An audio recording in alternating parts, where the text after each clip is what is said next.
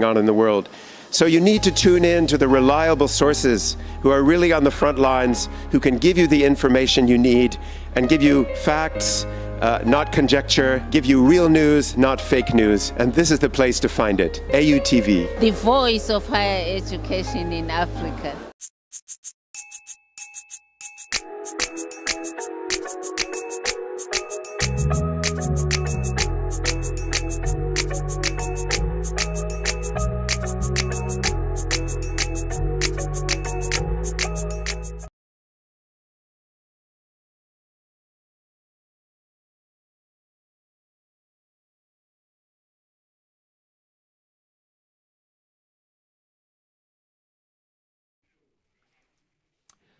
Good morning and welcome to the Hello Africa Morning Show, coming to you live from the headquarters of the Association of African Universities here in Accra, Ghana.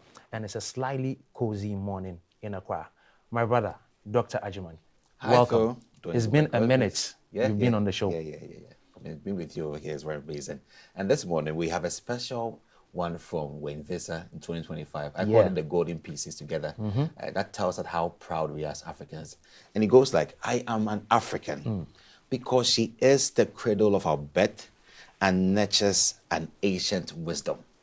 I am an African because she lives in the world's shadow and bests with a radiant luminosity. And I am an African because she is the land of tomorrow and I recognize the gifts as sacred. And that is how we open this wonderful show on Hello Africa. My name is Agyemang Ochodakun, and my indefatigable colleague right here, my name is Philemon Edwards. And we will just part the way clean and also remind you that over the weekend, the AAU bid farewell to their illustrious mother, daughter, friend, Ms. Nodumo Dlamini. And we also have cases of Mpox that we confirmed in Ghana. More details coming soon. And right after that, we clear the way for the very congenial Ms. Chimamanda Adichie for the news. Top stories, right? Top stories. Yeah, Top she's in the house. stories. I know she always has this very dazzling look. Yeah. And today's will be under special, right? Yeah. We can't wait to see it. Yeah. We'll be back after this break. Absolutely. This program is proudly sponsored by Venom Mineral Water, Share the Love, and Bigo Drinks.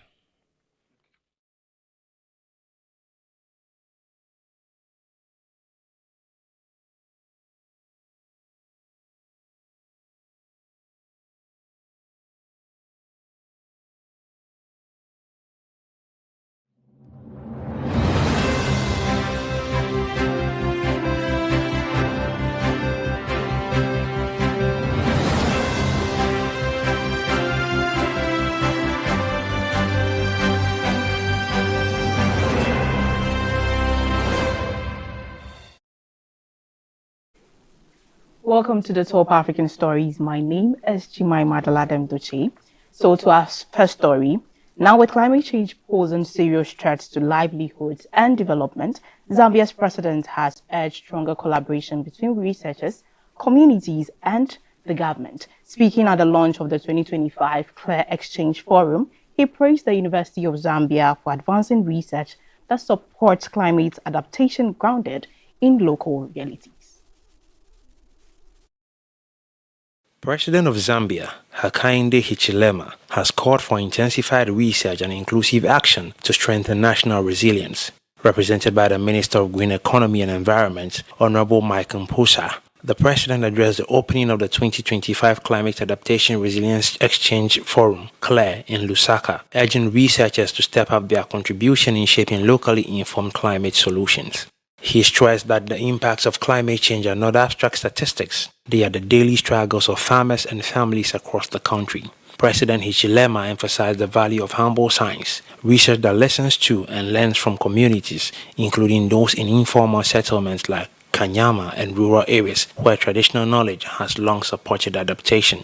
The President commended the University of Zambia for its leadership in driving interdisciplinary climate research and serving as a bridge between science, policy, and society.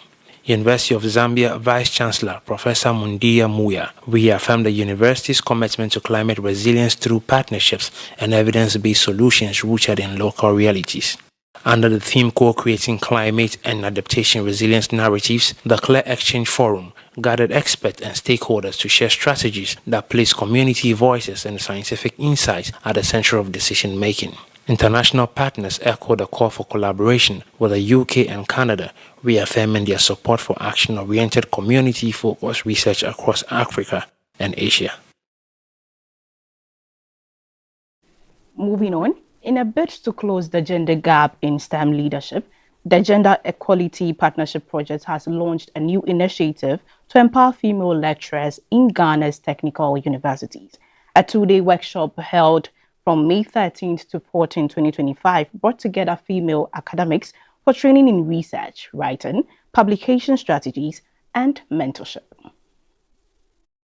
The workshop brought together 30 female STEM lecturers, handpicked based on rigorous selection criteria, including academic potential, leadership aspiration, and commitment to research excellence. The two-day training formed part of the Gender Equality Partnership Project, an initiative designed to boost participants to share their experience, challenges, and ideas for overcoming barriers to advancement. The initiative forms part of a wider strategy to address the persistent underrepresentation in women in science, technology, engineering, and mathematics by building capacity, creating opportunities, and paving the way for a more inclusive academic environment.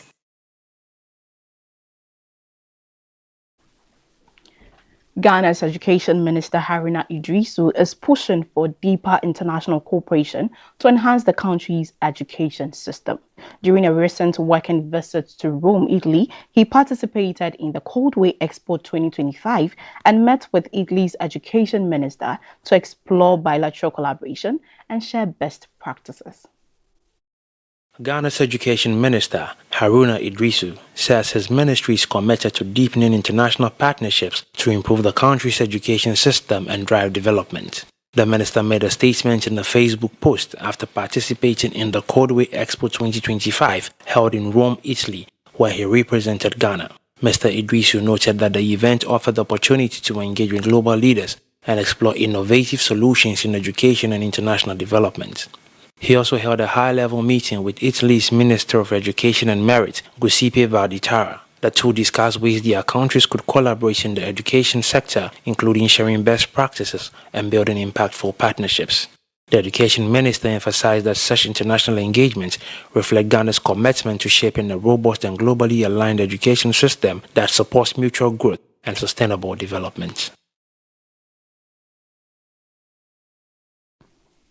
Also, in a recent report by BBC Sport Africa, 19-year-old Makokosana Kosa Lomo is making history in South Africa's only 10th pegging rider and the sole registered black female competitor in the sport across sub-Saharan Africa, in a sport traditionally dominated by white and middle-class riders. In the world of equestrian sports, 19-year-old Makosazana Kosi Dlamo is a trailblazer. As South Africa's only 10th pegging rider and the sole registered black female competitor in the sports across sub-Saharan Africa.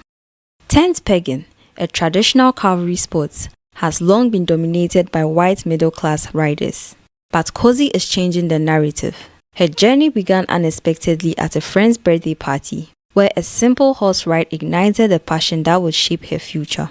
Since then, Kosi has risen through the ranks, representing South Africa in international competitions, including events in the Middle East. Her mission is clear: to bring diversity and visibility to 10th pegging, ensuring the sport is accessible to all.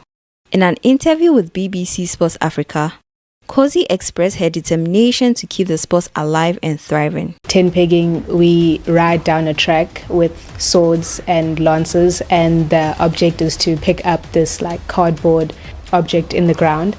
How we get points is if you carry a peg, that's 6 points. If you just strike it and take it out the ground, that's 4 points. And if you just leave a mark, that's 2 points. And obviously, as the competition goes on, your points start to tally up. At the end of the day, 10 pegging, you're hanging off the side of a horse, and you need to trust that this horse is stable. And if you don't trust the animal, then it's not gonna work out. So I think trust is the main connection you need to have, and obviously you need to care for this horse. My future aims in tent pegging is firstly to grow the sport. I just love for the sport to grow. I don't want to see it die out.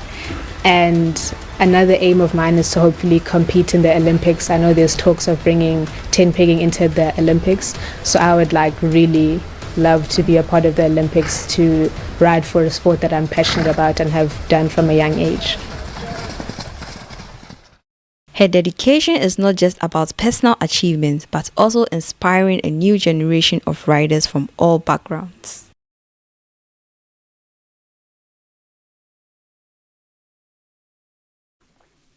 A 2025 World Health Statistics report by the WHO has shown the sharpest drop in global life expectancy in recent history and warns that stalled progress in key health areas could derail 2030 global health goals unless urgent action is taken. WHO has also raised serious concerns over the long-term health effect of the COVID-19 pandemic, which it says have reversed a decade of global health gains. The report reveals that global life expectancy dropped by 1.8 years between 2019 and 2021, the steepest decline in decades, effectively wiping out the decade's worth of progress. Beyond the direct toll of the virus, the WHO highlights a spike in anxiety and depression, which reduced healthy life expectancy by 6 weeks.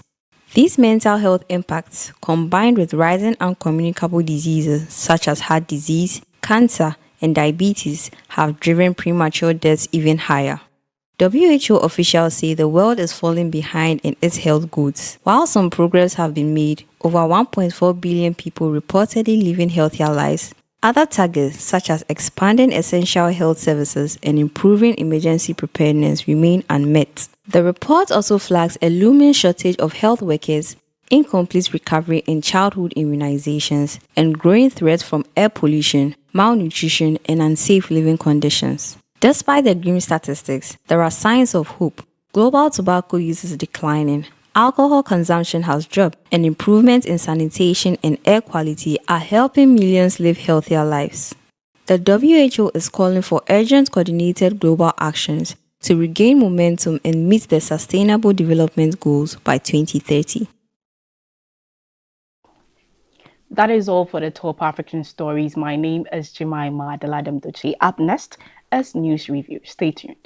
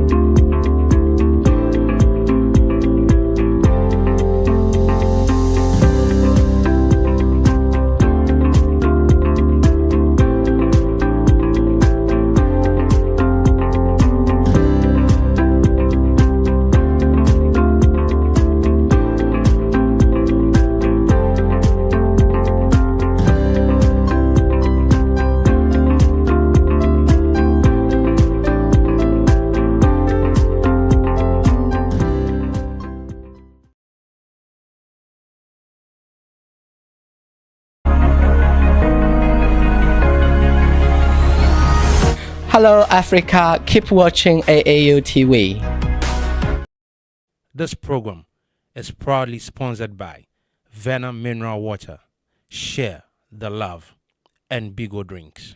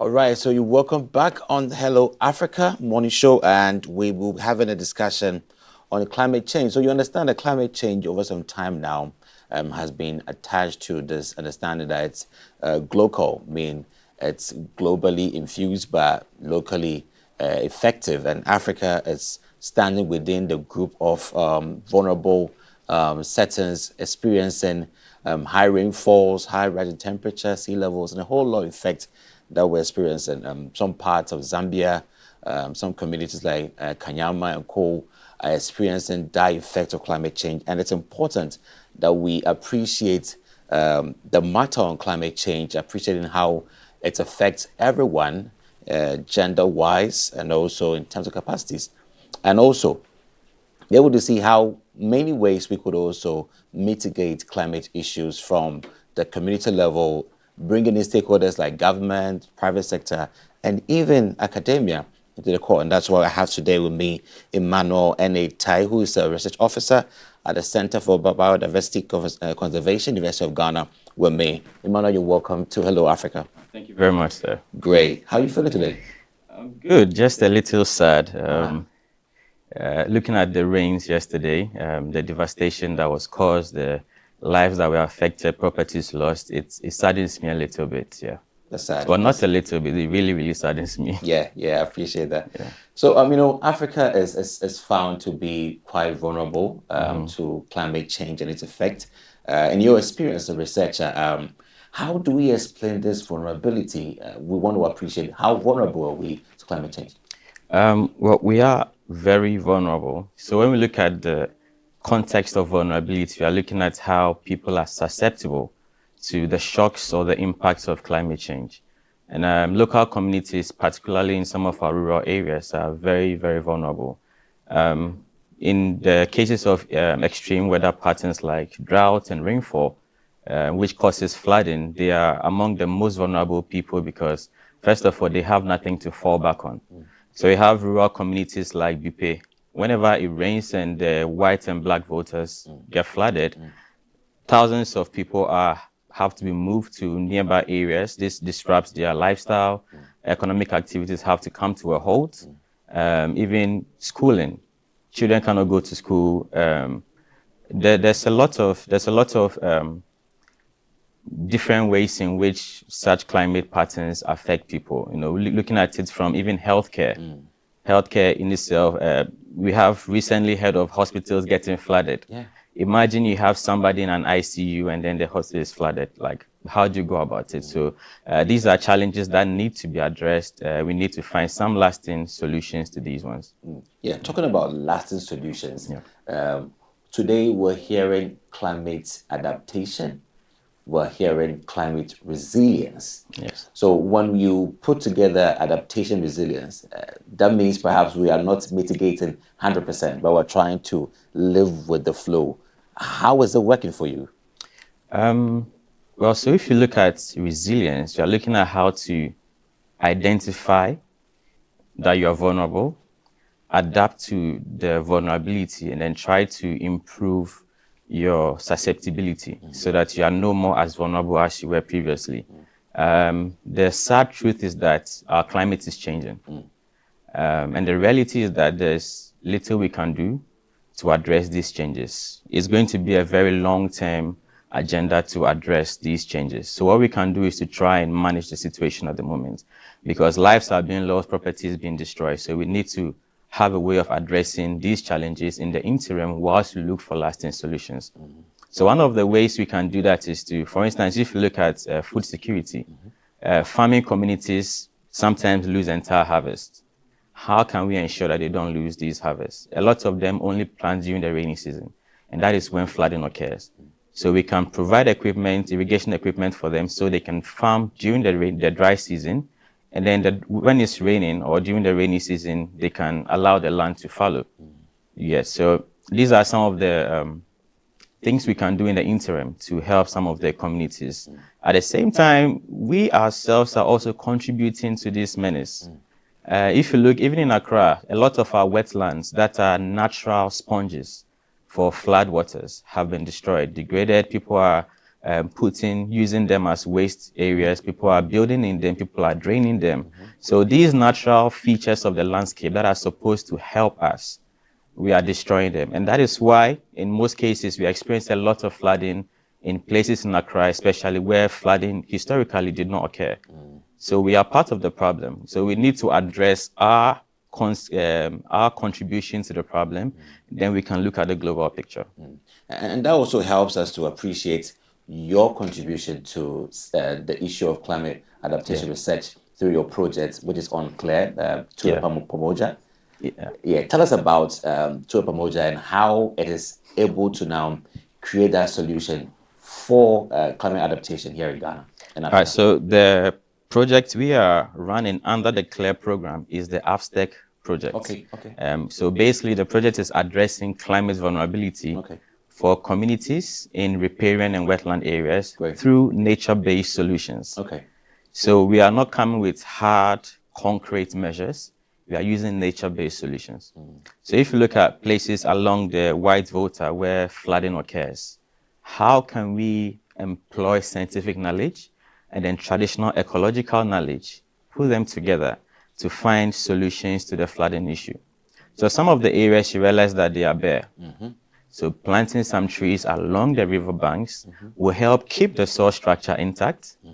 The trees will also serve as windbreaks, will also serve as more like a fence to help slow down the water before it gets to the communities. So these are some nature-based solutions that we are exploring. And like I mentioned earlier, some of the communities only plant during the rainy season. So during interactions with them, we have carried out some reconnaissance visits to the communities, to the west, the Wild West districts in the Upper West region, to the Talensi district in the Upper East. We've been to the Northern region, we've been to the Northeast region as well. So during our interactions, we realized that they only plant in the rainy season. Some of them have irrigation equipment so they can plant during the dry season. So as part of the project to help them become more adaptive, we are looking at ways of improving or contributing for them to have a community-owned irrigation system. That way they can plant during the dry season, and then when it's raining, they don't have to plant where, there's a likelihood of their whole harvest getting destroyed. Splendid. So that's AFSTEC, right? AFSTEC. Yeah, so AV-STEC. Great. And that is also a very amazing community strengthening role to ensuring that we are adaptive and resilient to climate change. Yes. And online is another colleague who is a researcher with the Association of Commonwealth Universities, Dr. Lorraine Dongo. Can you hear me, Lorraine? Yes, I can. Can you hear me? I can hear you loud and clear. You're welcome to Hello Africa. Thank you very much. Good to have to be here. Sure. So Emmanuel just told us about, their approach to climate adaptation research and AFSTEC through the community strengthening approaches, and you're also on COCAT. Tell us about it. Quite an iconic name, COCAT. What about it and how is it contributed to climate adaptation research? Thank you. Thank you very much. Yes, our project is COCAT. That's the short name. It's a climate-focused organization capacity assessment tool. And within our project, we are targeting universities and research institutions in the African region. And why we have decided to focus on them is the understanding that, and the understanding and the belief that these institutions matter as far as climate adaptation research is concerned. They are leading the research that is happening as far as building resilience, adaptation issues. And as central organizations in this space, it is important that we understand what is really going on as far as their capacity is concerned. There are many capacity issues that they are facing, and there isn't a platform where such issues can be discussed. And there isn't a platform where even capacity issues themselves are being understood within these institutions, but also externally. So the idea around COCAT is to have this tool, which we are going to co-create with these stakeholders within research institutions and universities, a tool that is going to be used to assess and to understand the capacity issues. Where are the gaps? where are the strengths, and how do we need to, fill the gaps, push so that we maintain the strengths and build more resilience as far as research is concerned. So it's a tool that we hope we co-create, we put in these institutions, they use it as a pilot, then we come back, we refine the tool, and hopefully, spread it more widely. So really, that's how we are trying to build capacity around research institutions and university in the region, around climate research adaptation, which is key to building resilience in the long term. Splendid. It feels so good to appreciate that you are all trying to support climate adaptation research, but through different approaches. But let's try and then identify the uniqueness of your approaches. So with AFSTEC, give us some unique, outstanding lines that differentiate your project, and we look forward to see the effectiveness of. Yes. So, well, first of all, we are just like the COCAT project. We are looking at co-creating the solutions with not just the scientific community, but with the communities. Okay. Yeah, so we want solutions that they can identify with, solutions that they can co-own. So when you go to a community that has been selected under the AFSTEC project, and you ask them why they are doing something, they can tell you that, oh, we realize that this is the best solution for the problems we have. And by so doing, each community will have a different approach to the challenges that they face. So, for instance, if you go to the Nungu community, one of the most affected areas, their farmlands and settlements are both affected because they are very close to the river. So the interventions in such a community will be different from a different community. Now, under the AFSTEC project, we have different teams and centers. So the CBCR, the Center for Biodiversity Conservation Research, is one. We also have a team from Burkina Faso, Naturama. So it's actually a transboundary project, because we are looking at the impacts of the Bagri Dam in Burkina Faso. The impacts are felt in Burkina Faso and Ghana. So we have a team from there that are also co-creating with their local communities, whilst we co-create with our local communities. And we have the START International Center that is leading the capacity strengthening aspect of it. So we are going to train people in alternative livelihoods. So for instance, those that are dependent on only farming, after the dry season farming, when it's flooded, what other things can they do to improve their livelihoods and not just sit at home and wait for the floods to dissipate, right? And then we have York International, who are also leading the charge when it comes to the human aspect of it. Because in as much as we are scientists, there's a human aspect to climate change. So how do we make it more humane? Because we can go and say, for instance, globally, we have certain climate targets, but how does it translate to the local community? They don't understand all of the technical words. So we have teams that would break it down to their level. So that's one of the unique things, the fact that we have different teams coming together to co-create and then to find solutions to these projects. We also have a science team that are looking at climate modeling, using GIS information, using climate information to model how things have been in the past, how things are right now, and then make projections into the future. And based on some of those projections, we know how to tackle the situation right now so that we can manage or steer the situation in a way that is more favorable. So these are unique key points of this project. Amazing. And I'm just also share that with Lorraine as well. So Lorraine, can you share with us some of the unique factors around the COCAT project that everybody needs to know about? Thank you for that question. One of the key things that is really unique about COCAT is the methodology that we are using. So you can imagine, as a project, it's a project, we are aiming to work across the African region. What could be the best way to approach this? So we are using labs approach. We are calling it a virtual lab approach. And what do we mean by that? Virtual, we are operating in the virtual space. So we are going to be using an online platform where we are bringing together different stakeholders from different institutions across the region. In this space, which we call the Living Lab space, that's where the conversations are going to happen. That's where the co-creation is going to happen. That's where those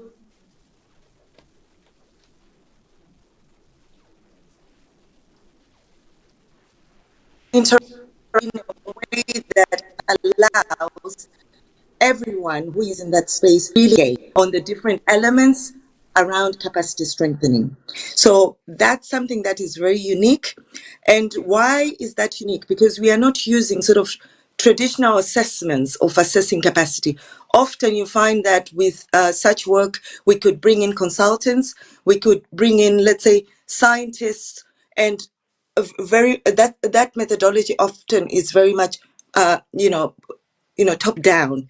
But what we're trying to do here is to come up to use this space as a bottom up approach where we have different stakeholders. It's going to be participatory, it's going to be iterative, and it's very much action oriented, and it's going to be live and living lab, because it's going to be going on and action oriented 24/7, if you want to put it that way. So whatever information we're going to capture in that space will remain there, and we'll continue to use it and to develop it as the project progresses, but even beyond the project. So that's a good co-creating space for us, which we thought we could use and allow people to participate from different parts of the African region. You can imagine with such a project, trying to do this in person will be very difficult because we have 50 plus countries in the region. It will be very difficult for us to bring different stakeholders in one space in person. But this virtual space is allowing us to be participatory, iterative, and action-oriented. And let's just take this one line of question and to wrap up. With you, Emmanuel, let it help us appreciate at this moment of AFSTEC, where are you and what are you heading towards in terms of your itinerary with AFSTEC? Yes, so AFSTEC is actually one of the recent or new projects under the CLARE program. So we started early this year. So we've done our initial inception meetings, bringing teams from around the world.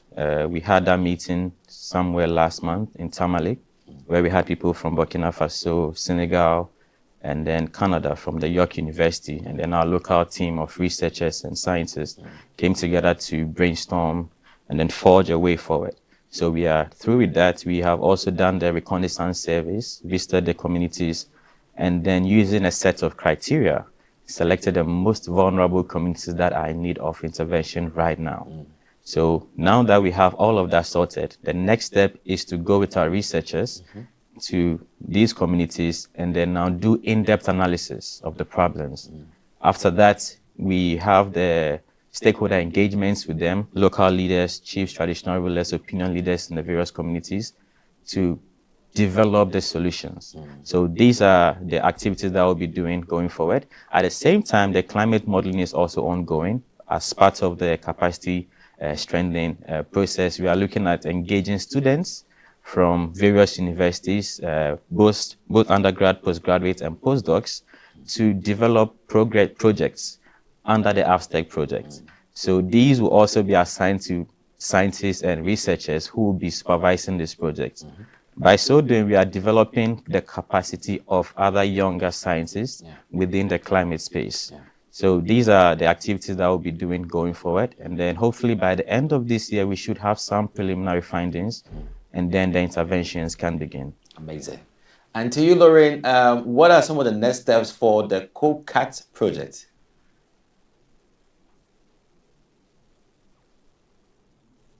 We are currently recruiting stakeholders to participate in the Living Lab that I just spoke about earlier, and our call has already gone out.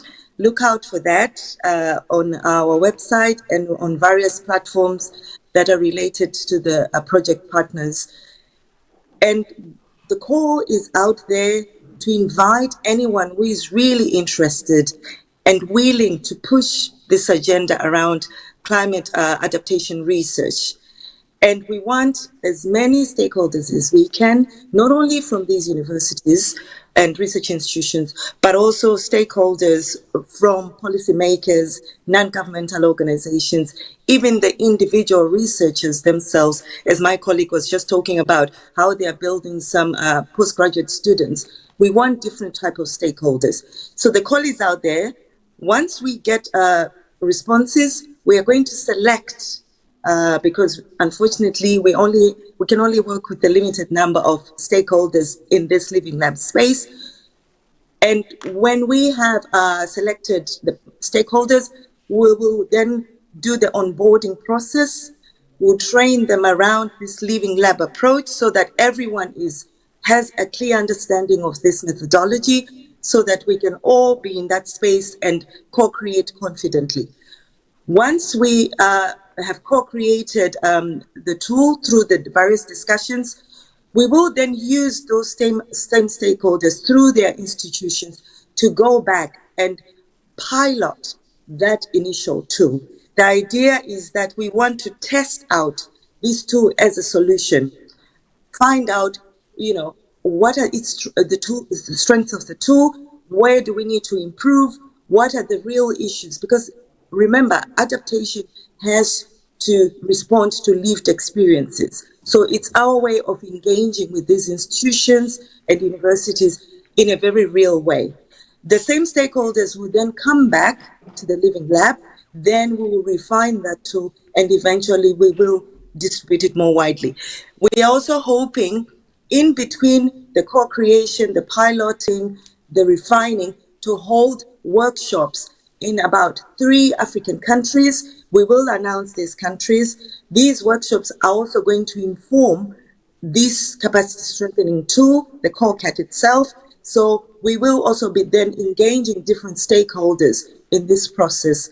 And we'll also be running webinars and workshops online through the Climate Clear Exchange platform. We'll also be advertising that.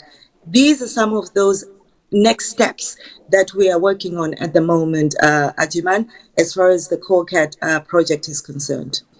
Thank you so much, Lorraine and Dongo, and also thank you very much, Emmanuel, for your assistance on the show and helping us to appreciate the CLARE project funded by the UK FCDO and IDRC. We'll go for a short break, we'll be right back. Stay tuned. Are you a university, college, high school, private organization, NGO, individual professor, instructor or facilitator seeking to take advantage of the numerous benefits of online education? Look no further. The AAU eLearn Africa LMS is a great opportunity to begin your journey to online course development and creation for teaching, learning and training purposes. AAU eLearn Africa LMS, which is a partnership between the Association of African Universities and eLearn Africa, has made available ease to use online learning tools to all stakeholders within the educational ecosystem of the African continent. This is to enhance teaching and learning in the bid to expand online learning opportunities for students in Africa. The online platform is open and available for free to all stakeholders and facilitates virtual access to classes without needing the other tools such as Zoom, Microsoft Teams, among others. For more information, visit www.elearnafricalms.com or contact us via aauLMS@aau.org or estherm@elearnafrica.com. Follow us on LinkedIn, Twitter, and Facebook at AAU eLearn Africa LMS. The World Masters Group presents Africa Caribbean Achievers Summit 2025. Join visionary leaders, entrepreneurs, policymakers, and change makers from Africa, the Caribbean, and beyond for a 2-day online summit dedicated to shaping the future of enterprise and sustainability across both regions on the continent. The theme for this year's summit is Building an Enterprise Economy, Unlocking Opportunities and Catalyzing Growth. The date is 26th to 27th May 2025. The time is 9 a.m. AST, 1 p.m. GMT, and 3 p.m. SAST.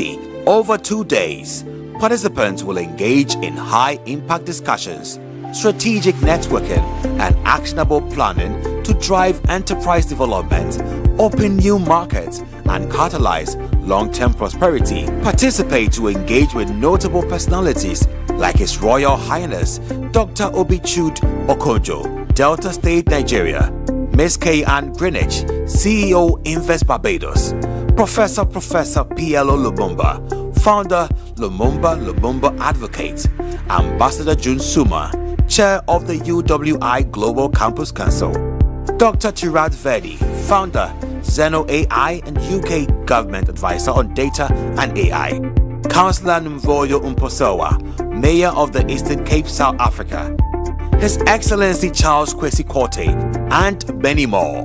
Secure your seat now via the link on your screen, and for full details and updates, visit our website at www.acasevent.com.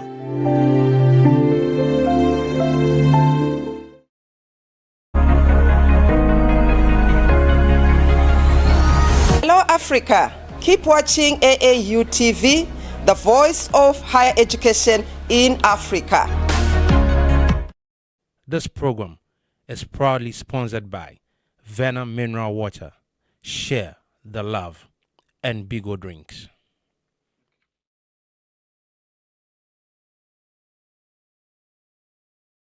This program is proudly sponsored by Venom Mineral Water, Share the Love, and Bigo Drinks.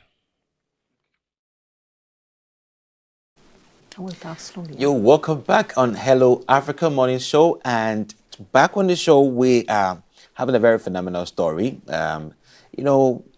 Funded by the Canadian government and also the Global Affairs Canada, the Canadian International Development Scholarship 2030 BCDI 2030 program is an ambitious 8-year initiative funded by Global Affairs Canada aimed at advancing social and economic development in 26 developing countries, primarily across sub-Saharan Africa, the Francophone and Commonwealth regions. And at the heart of the program is education and training, providing over 7,000 direct beneficiaries with high quality, inclusive and practical learning opportunities, both academic and technical. And I wouldn't want to spill all the beans. I have with me one of the key figures of this initiative in the studio, the person of Pascal Bedero. Pascal, you're welcome to Hello Africa. Thank you for having me. Yeah, this morning you are looking magnifique. Thank you. And it's very important for us to appreciate how this program is looking ahead to transform lives of men and women in Africa, giving them academic and technical skills to empower their lives, not just now, but for the future.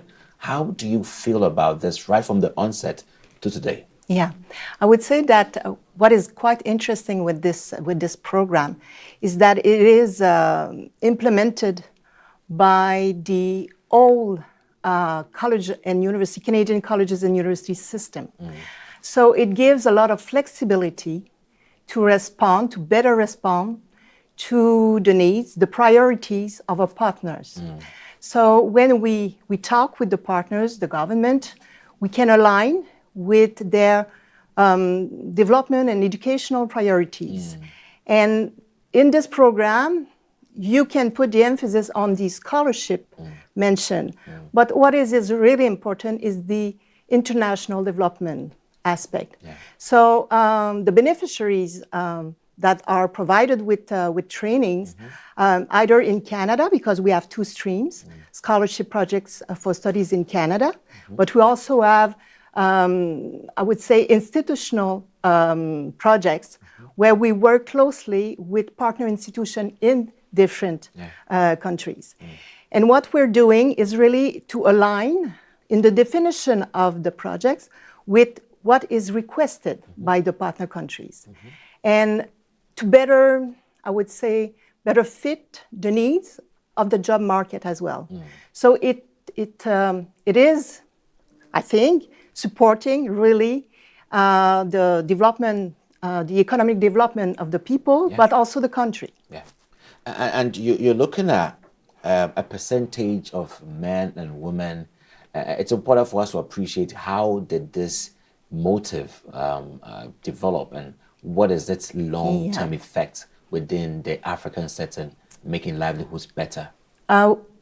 We are targeting in our program 51% of women in the participation. Why?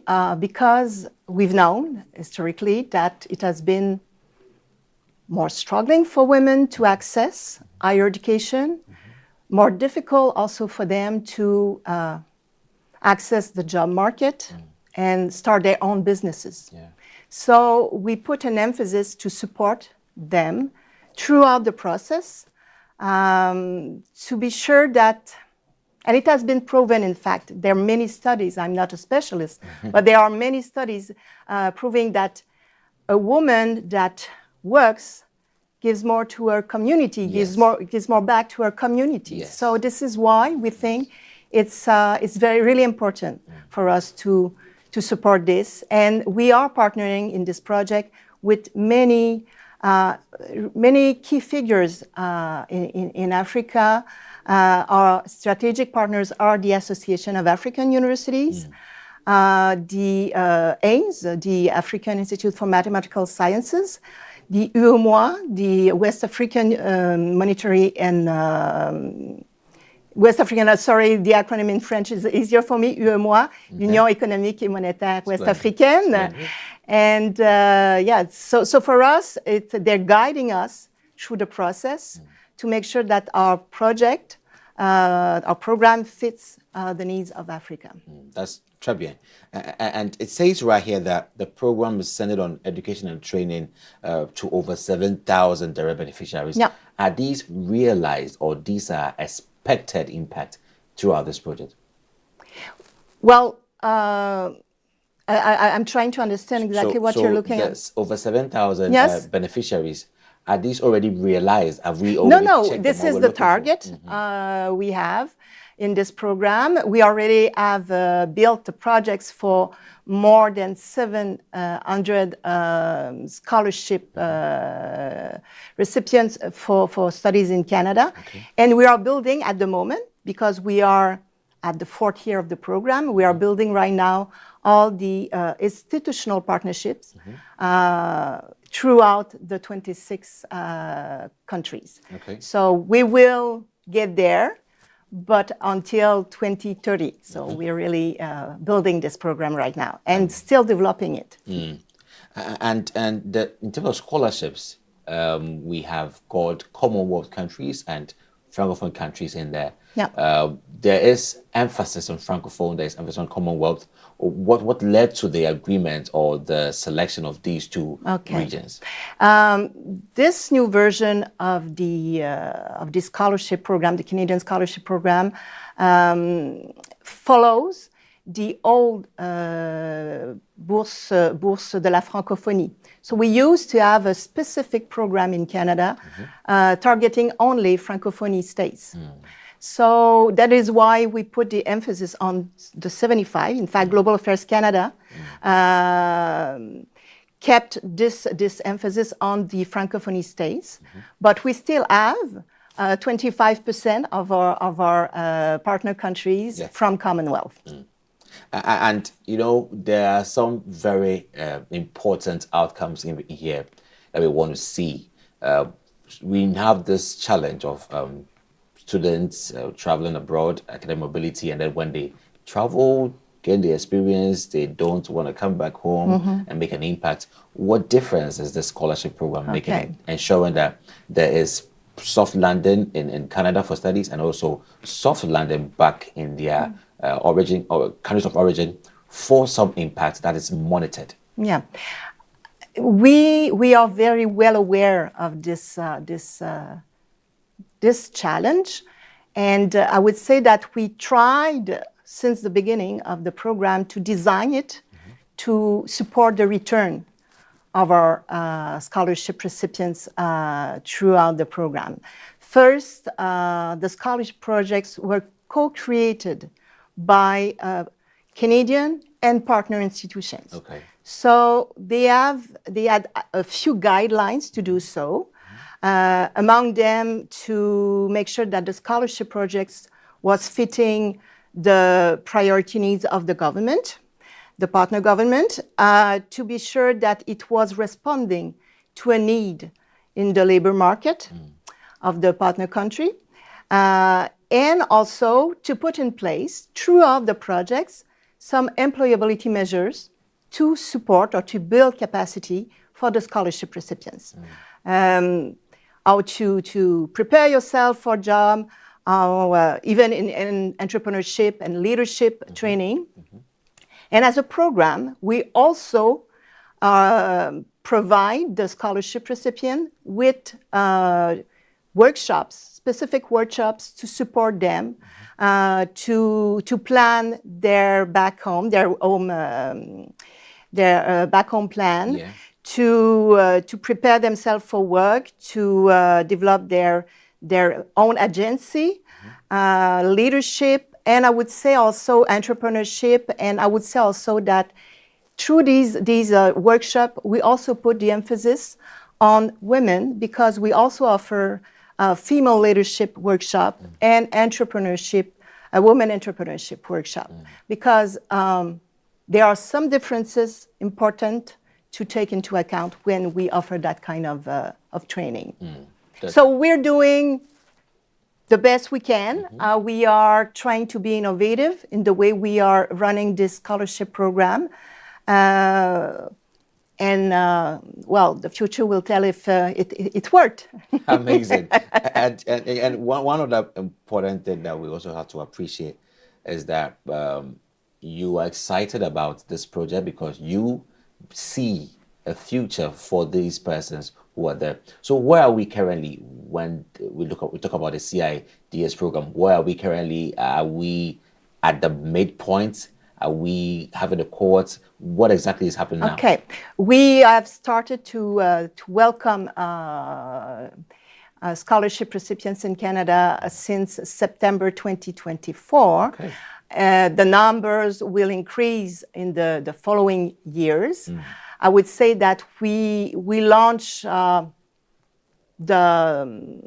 50% more or less of the projects so far, and the others will come. Okay. Many of them are being selected right now. Scholarship recipients are being selected by the partner institutions. They are submitting their application to get a visa. And so the numbers will increase, but it has to be built, be done correctly as well in the process of selection, in the selection process of them. So yes, I would say that we are around the 35% of development of our program, and then the numbers will increase. Because one fact is important to remember: the implementation of this program is done by the consortium made up from Colleges and Institutes Canada and Universities Canada. And we have a whole network of more than 230 colleges, Canadian colleges and universities. Right. So when everybody works together, it goes faster. So this is what we're doing right now. We are involving right now 77 partner institutions, more than 40 Canadian institutions, and the numbers will increase. Amazing. You know, I was going to ask you to kind of give an acknowledgement of every stakeholder within this piece, but it's quite a lot. But there are some very outstanding names or outstanding stakeholders that we can't overlook in terms of how this project still breathes today and still stands to promise a better future for your students who will be selected. So do you mind acknowledging all the institutions or some institutions who are pretty at the forefront of making the BCDI a success today? Well, I would say I name already our partner, strategic partners who are there, that are really important for us. And we have, like I said, 77 partner institutions. So I would really feel bad to name one other than the others. So I invite people to consult our website, BCDI 30, and check all the projects we have, and all the numbers are there, the names are there, and you will see. And if you are interested in applying for a scholarship, you should look into these projects and see if it fits what you're looking for. This is the best way to know exactly if you can apply because like I said earlier, the selection process is done by the partner institutions in the countries. Great. And with that enthusiasm that you bear, it's also nice to ask you, what is that one thing that makes you feel so great and good about this project? I would say that the program is so flexible.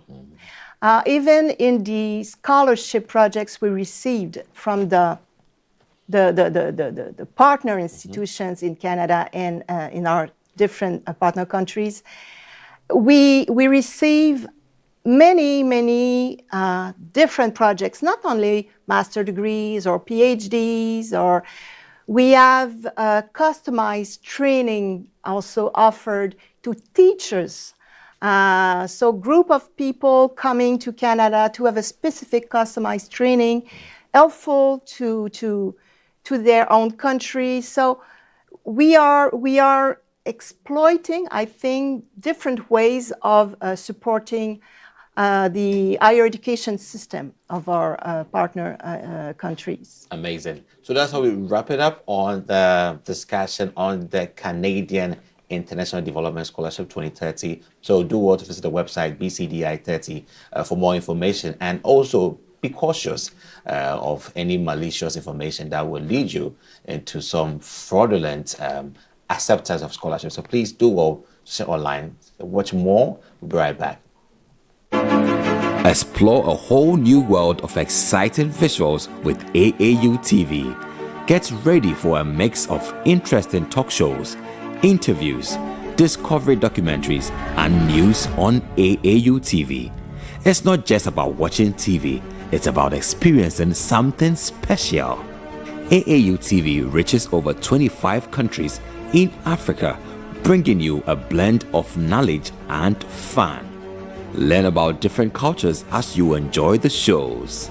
If you have events or want to showcase your business, we've got you covered. Watch AAU TV free-to-air channel on satellite. Connect with us on Facebook, Instagram, and X, formerly known as Twitter, at AAU TV. Reach out on call or WhatsApp us at +233 26 629 6601 or +233 20 399 5210. AAU TV, the voice of higher education in Africa.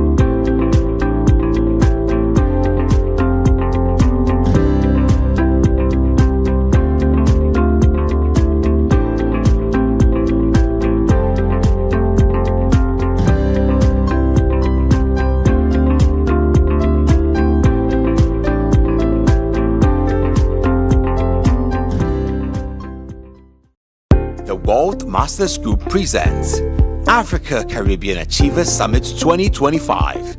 Join visionary leaders, entrepreneurs, policymakers, and change makers from Africa, the Caribbean, and beyond for a 2-day online summit dedicated to shaping the future of enterprise and sustainability across both regions on the continent. The theme for this year's summit is Building an Enterprise Economy, Unlocking Opportunities and Catalyzing Growth. The date is 26th to 27th May 2025. The time is 9 a.m. AST, 1 p.m. GMT, and 3 p.m. SAST. Over 2 days, participants will engage in high-impact discussions, strategic networking, and actionable planning to drive enterprise development, open new markets, and catalyze long-term prosperity. Participate to engage with notable personalities like His Royal Highness Dr. Obichud Okonjo, Delta State, Nigeria; Ms. Kay Ann Greenwich, CEO Invest Barbados; Professor P.L.O. Lumumba, founder Lumumba Advocate; Ambassador June Suma, Chair of the UWI Global Campus Council; Dr. Chirag Verdi, founder Zeno AI and UK Government Advisor on Data and AI; Councillor Mvoyo Umposowa, Mayor of the Eastern Cape, South Africa; His Excellency Charles Kwesi Korte, and many more. Secure your seat now via the link on your screen, and for full details and updates, visit our website at www.acasevent.com.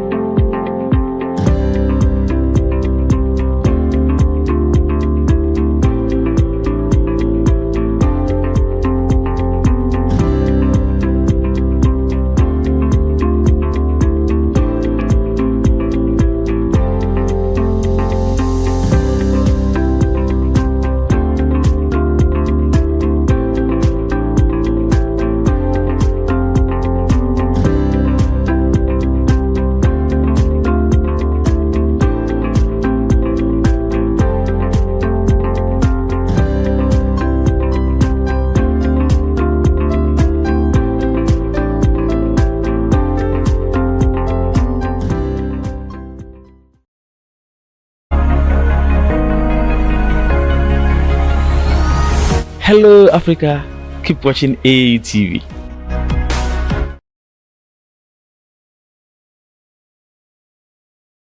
This program is proudly sponsored by Venom Mineral Water, Share the Love, and Bigo Drinks.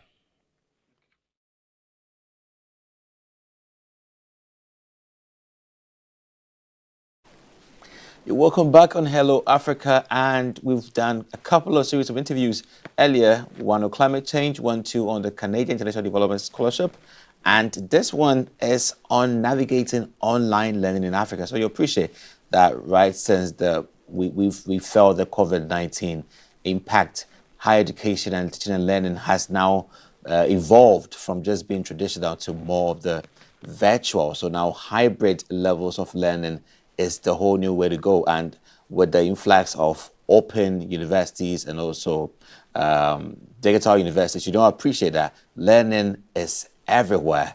There is no limitation to learning today. And digital transformation accelerates across Africa. And this is one point that we must appreciate. Online platforms are developing, are being erupting every day. We have the likes of Zoom, Google Meet, and a whole lot platforms helping us to appreciate how we can learn online. So educators and instructional designers who develop these platforms find value in the streamlined content delivery and scalability of these platforms. And yet we also face hurdles, including ensuring academic integrity whilst studying online, adapting to new technologies, and the continuous need for professional development. So right on this moment, we have an instructional designer with eLearn LXD, in the person of Catherine Stewart, assisted by Esina Mafenyo, Davida, and Mr. Samuel Kwesi, who are students to assist Catherine in this discussion on how we could also secure scalability, professional development, integrity as we study online. Hi, guys. Do we have Catherine online?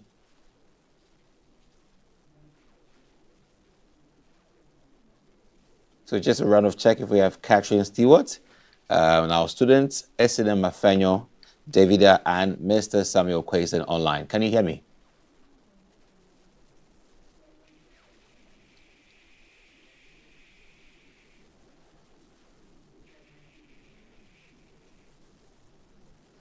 Hi, Catherine.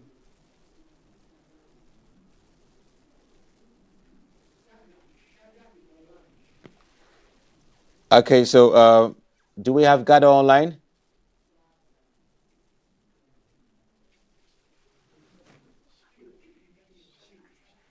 Hi, Shadrach. Can you hear me?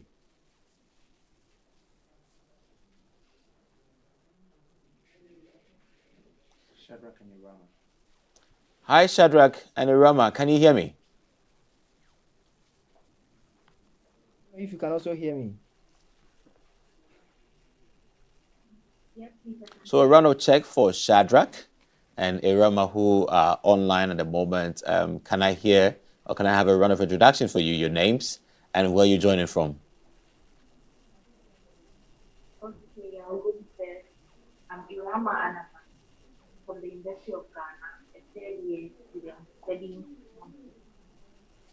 Thank you, Irama. And how about Shadrach? Can you hear me? Yes, please, I can hear you. All right, so tell us where you're joining from, please. Mr. Shadrach Martin Kodia, the former SRC president for Valley View University, and I'm joining right from Kumasi.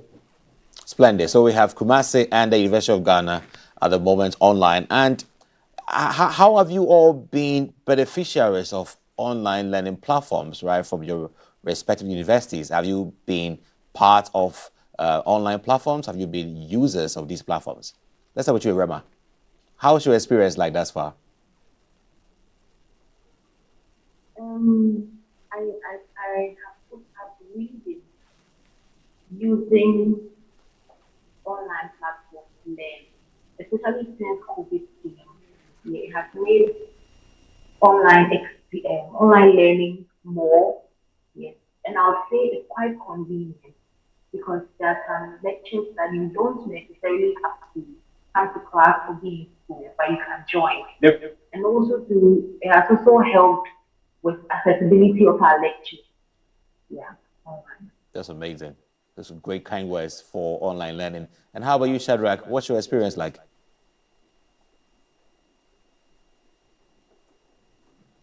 So far, so good. I must say, online education existed way before COVID-19. But in this part of our world, especially as Ghanaians, we started experiencing the online education right from the commencement of the pandemic. Yeah. And I must say, this online education has really helped looking at how it is able to reach its target population from far and near and a very long distance. I must say the online education has been really helpful, and students can now sit at their comfort of their homes, irrespective of wherever they are coming from, wherever they are staying, and they can still acquire all the knowledge they want to have. Previously, it was not so. You have to move from wherever, travel from far and near to the particular campus. But now, with all these provisions in place, it is very easier for them to also have education. Thank you. Great. Is it possible to see you all, Irama and Shadrach? Is it possible to have your cameras on?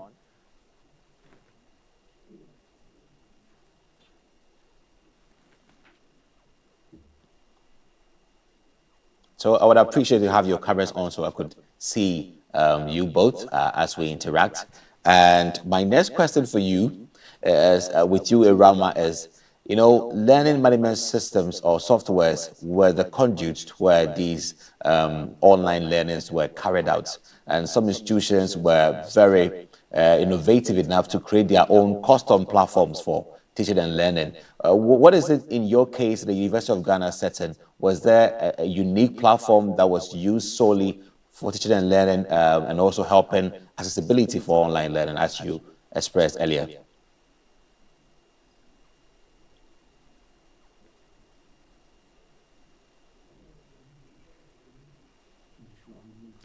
Okay, so I realize you're muted. Can you unmute yourself, please?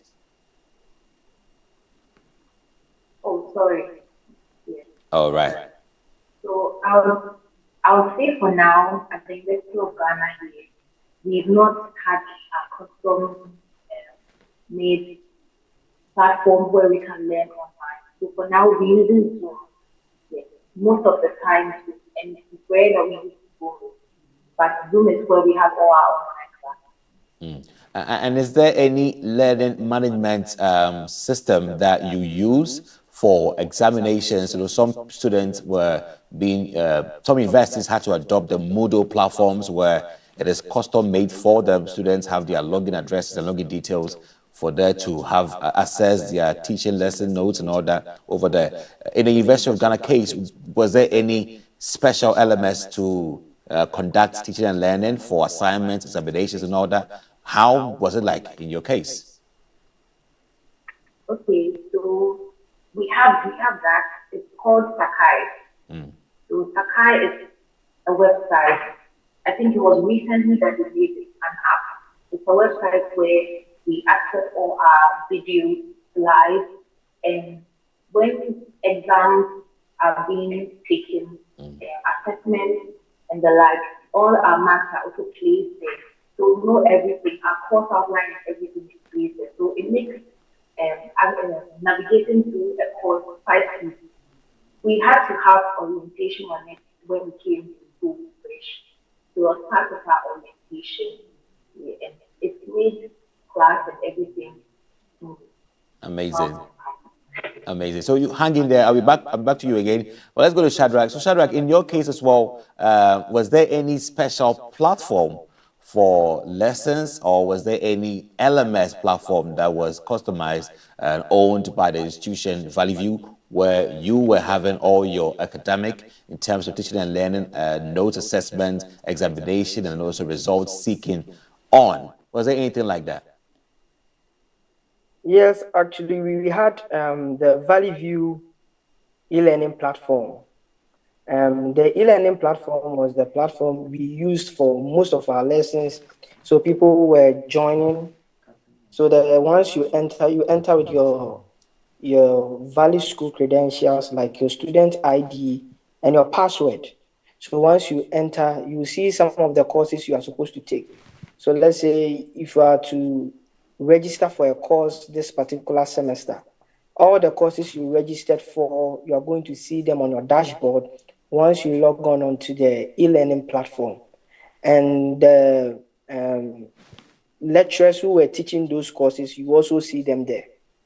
So if it is time, the class rep or the lecturer will just notify the class, today we are having our class online. And all students are supposed to log on to the e-learning platform. You go there, you just log in with your email and the student's ID and your password, and you'll be there. So all forms of exercises, quizzes, and texts, all of them, you will be taking them online. You'll be taking them online. And I think it has really helped. Over the years, lecturers and teachers used to mark scripts for about 500 students, 600 students. But today, with the e-learning platform, once the lecturer sets their time and feeds the system with the answers he or she expects students to provide, immediately the quiz is done, it quickly evaluates, and then you see the results. So once you are done with the exams, you just see your results, and that is it for them. So it has really helped and has really made learning very easier. Just that, for every good thing, we have some quite of disadvantages. We encounter sometimes network challenges on the side of the student, probably where they are, the network wouldn't be very strong. And at the end of the day, let's say the quiz is scheduled for just 30 minutes and the student might not be able to join earlier because of the network challenges the person will be facing. And that is some of the disadvantages of the online platform. But aside that, teaching and learning, I think that is the best as a platform so far as a student from the Valley View University. Yeah. That's good. That's a very fair evaluation from you, Shadrach. And I also have Samuel Quayson joining us from the Accra Technical University. Hi, Sam. Yeah, good morning. Good morning to you, Sam. And we're discussing how we could navigate online platforms. And as beneficiaries and users of these platforms, we would like to hear from you in terms of how flexible or comfortable these platforms were to your experience. But to start with that, was there any special platform that was customized to ATU that was used for teaching and learning and also examination and knowledge exchanges in terms of student learning. Was there anything like that from the ATU point of view? Yes. When the COVID came, I think ATU, we adopted a particular system, learning management system, which was the virtual classroom.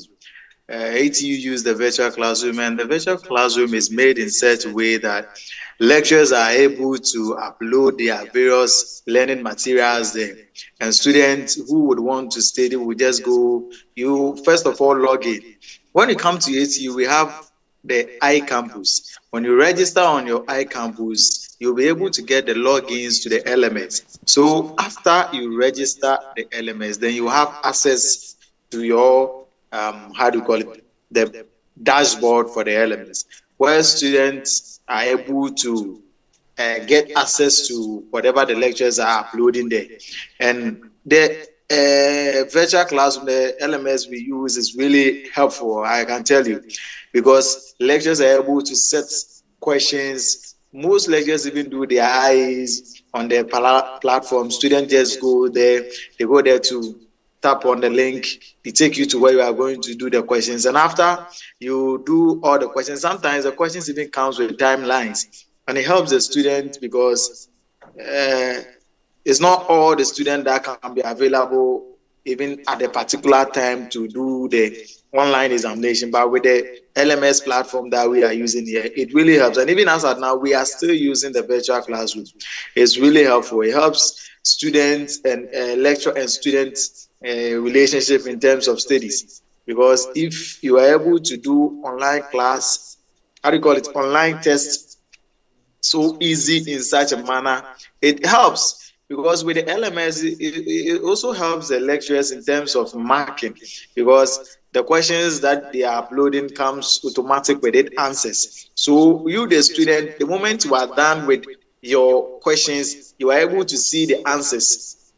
Yeah, you are able to see your results. Yeah, that's what I mean. You're able to see your results there. Then you know that, yeah, automatically, you know, this is what you had at the end of the quiz that you wrote. Also, with the platform, they're able to upload assignments there. The lecturer will just put the assignment there, give you the student timeline that you will be using to submit the results, which is also going to help you a lot.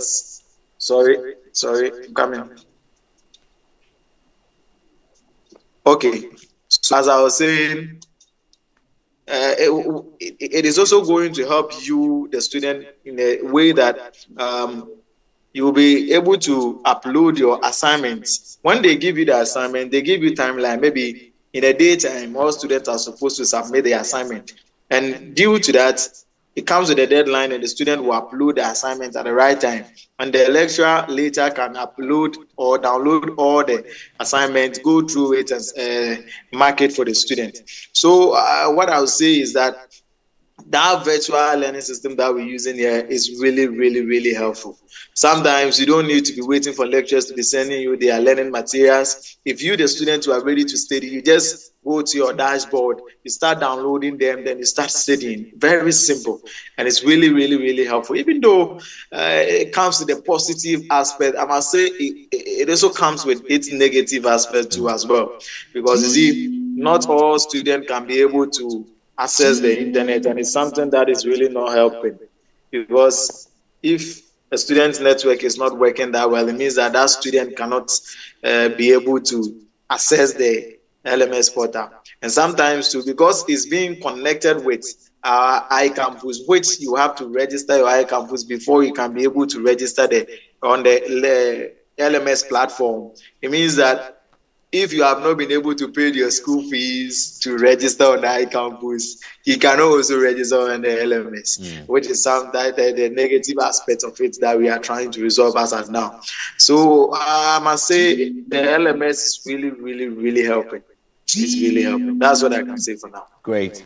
Quite a very elaborate experience on the platforms. But putting all you together, Shadrach, Rama, and Samuel, you have all shared, great thoughts about how these platforms have helped facilitate teaching and learning on your campuses. But is there any gap you have realized within your respective spaces that you think that will call for some national involvement, government intervention, or perhaps university intervention to ensure that these gaps are well covered so that students learning online would be more excellent than it is now? What are some of the gaps you think can be occupied from now to the future? Start with you, Rama.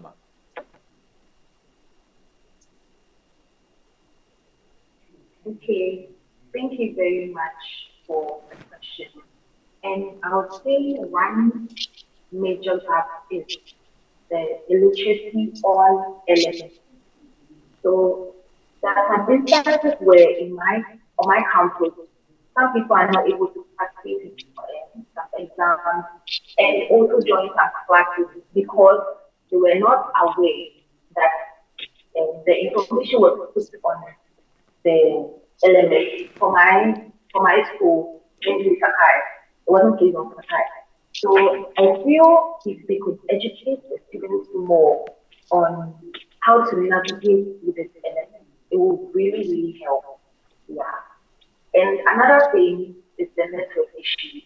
As the gentleman who spoke before said, network issue is one thing that is very challenging. I remember one time I was taking an exam on math, and I realized that even though I had enough data, my network was stopping me from doing the exam. So I had to change location, which made the exam quite away from me. I actually got really nervous, but at the end of the day, I was able to still take the exam.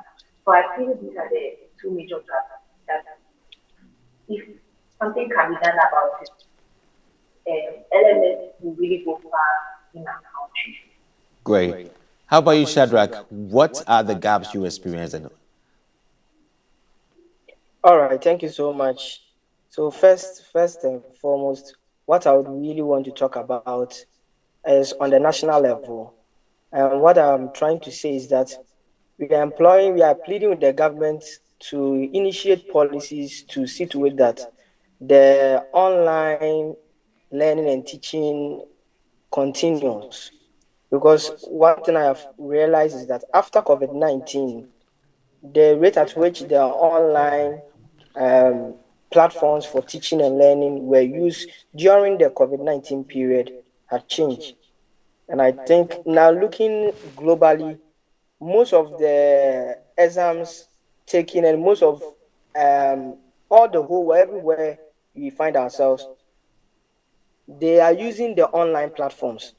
Now, for instance, for nurses, midwives, doctors, and most other professions, to even take exams to practice outside the country, most of the exams are taken online, especially with the nursing, we have NCLEX and the others.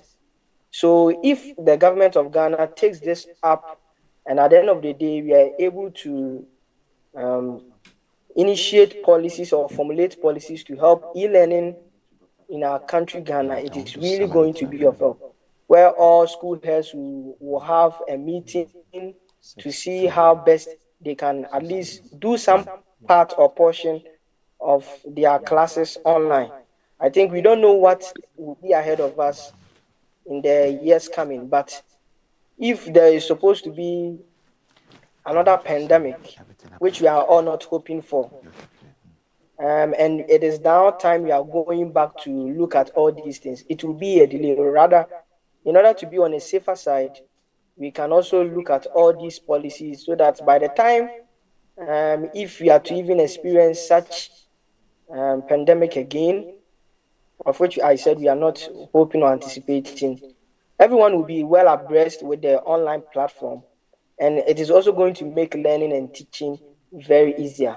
So we are calling on the Minister of Education to also look at this very well so that it will also enhance. Even the BEC can have a cohort for the BEC or the WASI where the exam is taken online so that the e-learning will also improve in Ghana. And also to our various institutions, as Rama rightly said, the online platforms we are using needs to be upgraded. so that at least when you are at your comfort of your home and there is an announcement posted on the platform, whether you are online or not, you receive a notification on your phone or your device that at this set time, you have a class here and there, so you are to join the class to also help with participation. I think if all these things are done, it is also going to make it very, very nice, because looking at where we find ourselves today in the world, we are all moving from what we used to do before to a technology world where technology is leading and where technology has advanced in most of all parts of the world. So I think if you are also able to do this, it is also going to be of help, not to only Ghanaian students, but to the entire world, as the world is also growing from what we used to experience before the digital world. Thank you so much. All right. I have Catherine Stewart, who is an instructional design, ELN LSD online. And Catherine, I believe that you heard some of the concerns of some Ghanaian students who have been part of the ELN LMS stream. They have lived it, they have felt it, and these are some of their concerns. Right from where you sit as a developer, what do you relate? How do you relate to some of these concerns that they've shared? Good morning. Thank you so much.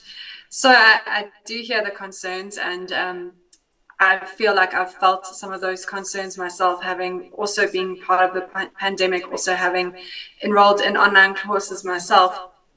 And I do think that there is a need for structure in an LMS system or an LMS platform to make sure that everyone can access.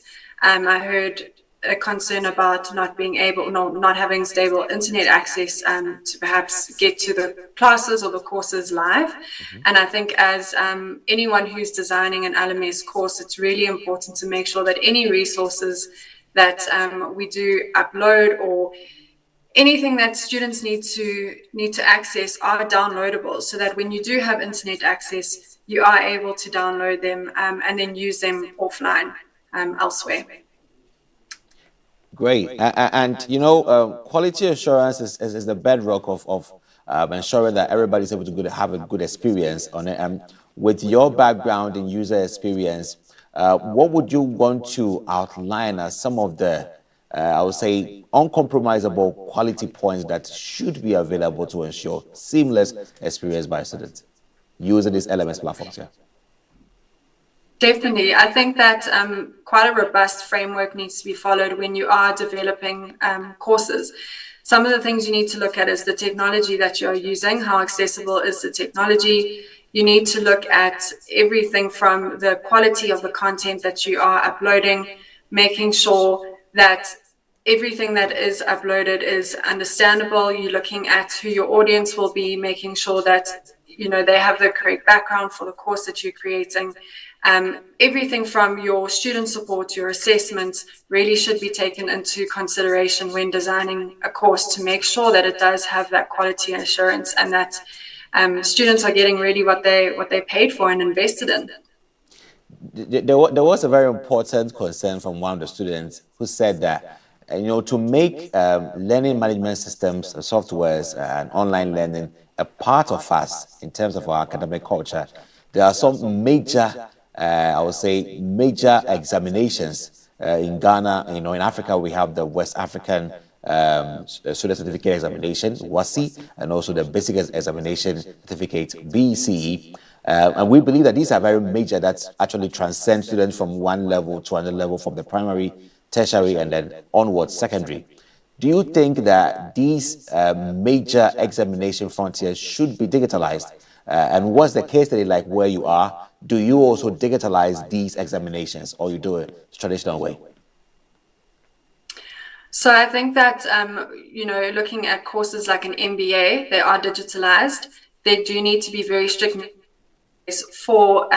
ensure the integrity of those sort of examinations, to make sure that if you are learning distance learning, that you make sure that there is no way that a student could possibly find a loophole and take an exam where perhaps they are using extra support to take that exam. But there is so much technology and software out there that it is possible.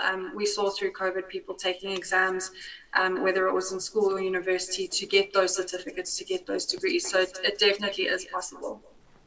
And I must also acknowledge that you are also one of the key backbones to the eLearn Africa LMS initiative, and and also supports and making education accessible through that platform. Right from your own spectacles as an instructor on these platforms and also a designer, do you think that there is more room to create more credible academic strong platforms where integrity is sure and development is also provided? Do you think there are more room for improvements in these platforms? Definitely. I think that it's still relatively new in terms of giving credentials that are obtained online.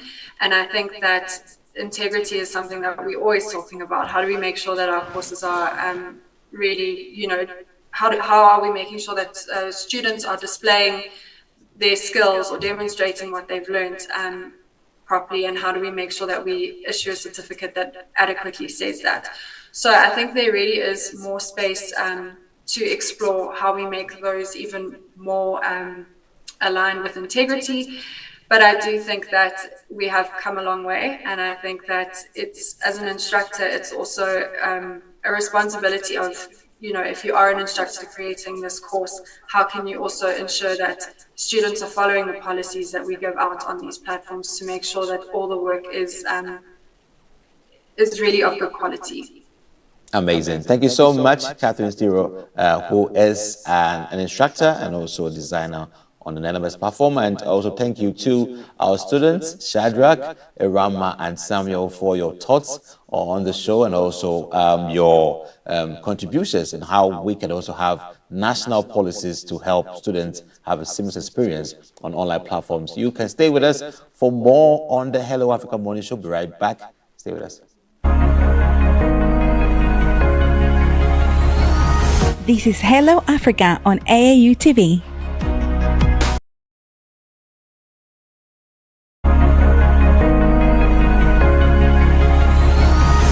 Hello Africa, keep watching AAU TV.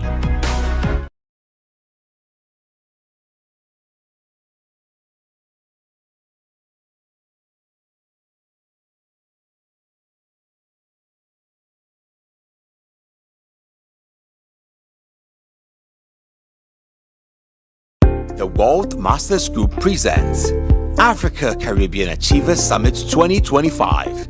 Join visionary leaders, entrepreneurs, policymakers, and change makers from Africa, the Caribbean, and beyond for a 2-day online summit dedicated to shaping the future of enterprise and sustainability across both regions on the continent. The theme for this year's summit is building an enterprise economy, unlocking opportunities and catalyzing growth. The date is 26th to 27th May 2025. The time is 9 a.m. AST, 1 p.m. GMT, and 3 p.m. SAST.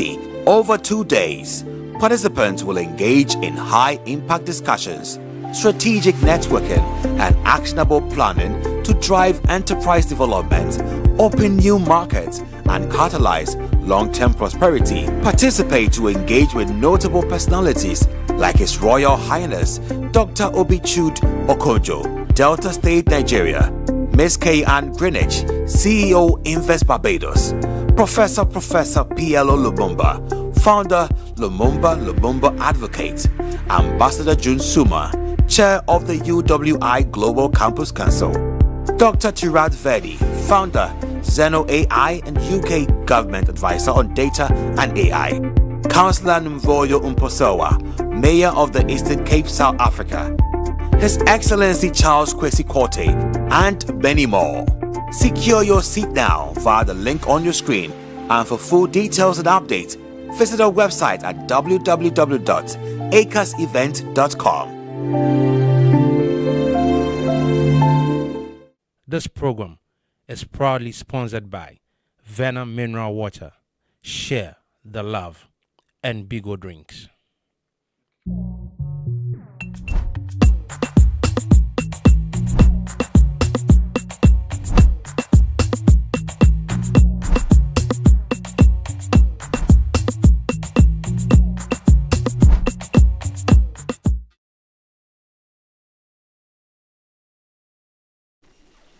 So you're welcome to the lifestyle segment, and my name is Jemima.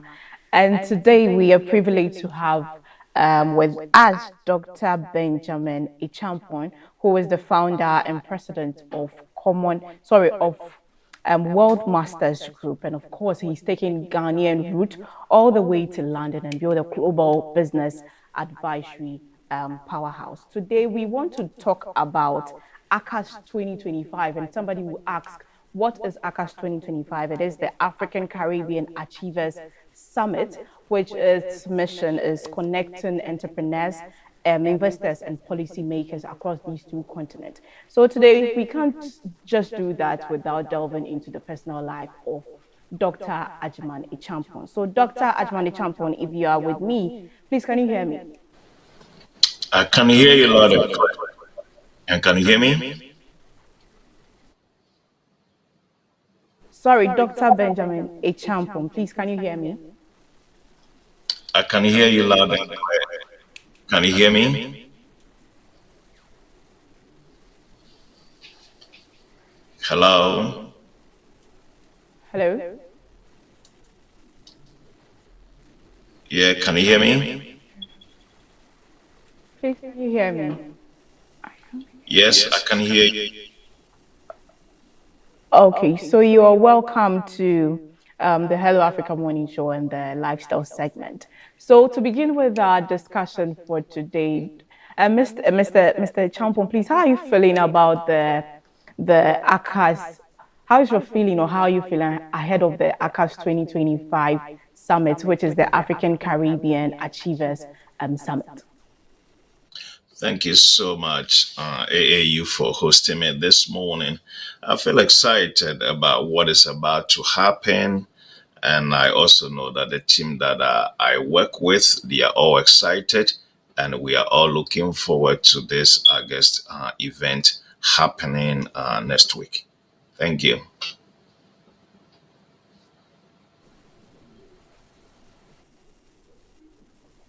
So I'm sure some people are, I mean, this is the first time some people are getting to meet you, or some people are getting to hear from you. So how would you describe your journey from Ghana and to leading the Global Business Advisory Group in the United Kingdom, that is UK? All right. Thank you so much. And I believe that I'm clear at your end. My journey from Ghana, from the shores of Ghana, Africa, to the United Kingdom here, and to be leading this global advisory business consortium has been quite a journey. As we all know, life for Africans on this global stage has not been that easy. There are things that one needs to do in order to be able to be at this level. I came to Europe as a student to further my education as an engineering student.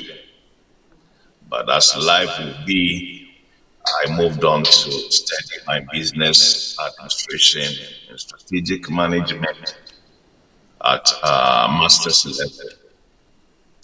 And then after that, I realized that I have a passion for business. And then also, I also believe that I was born into this to make an impact, to add value to anyone that comes around me. So it was on this basis that I moved on to actually do what I'm doing today. And before that, I worked in a couple of places. And then I gained the experience in the consulting and the advisory field. And as life will give it to us, I decided that, you know what, let me start my own business, because there's no employer that will make you richer than himself or herself. And then I began out with Masters Group. And today we've metaphor into this international, rich global level of what we are doing. And out of it, we have this African Caribbean Achievers Summit platform, of which we are pioneering and pushing, and things are happening. So I would say my journey from the shores of Africa to the Europe has been quite exciting one. I thank God. I thank God for all that He's done for me, how far He's brought me. Okay. Thank you. So we know that the was founded in 2018, and we want to know what really inspired you founding the World Masters Group in 2018, and what are the gaps that you saw trying to build this business world?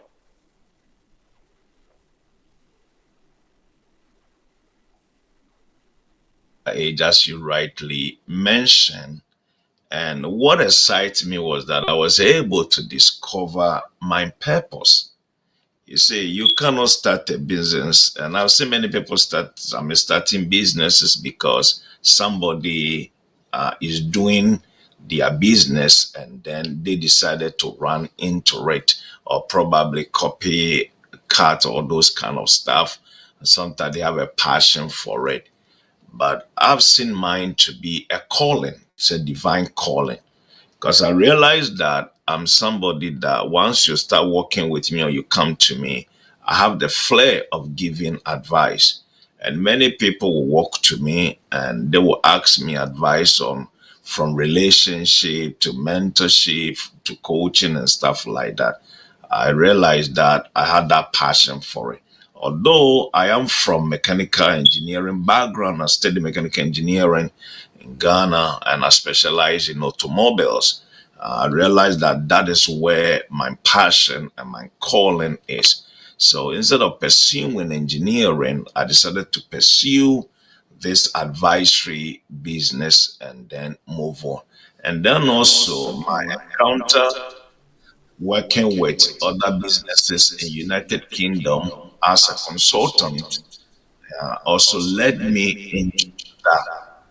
And then I started the Wealth Masters Group. And the Wealth Masters Group, initially, which we still have it today, is to advise small to medium-sized businesses. So that is how we started out.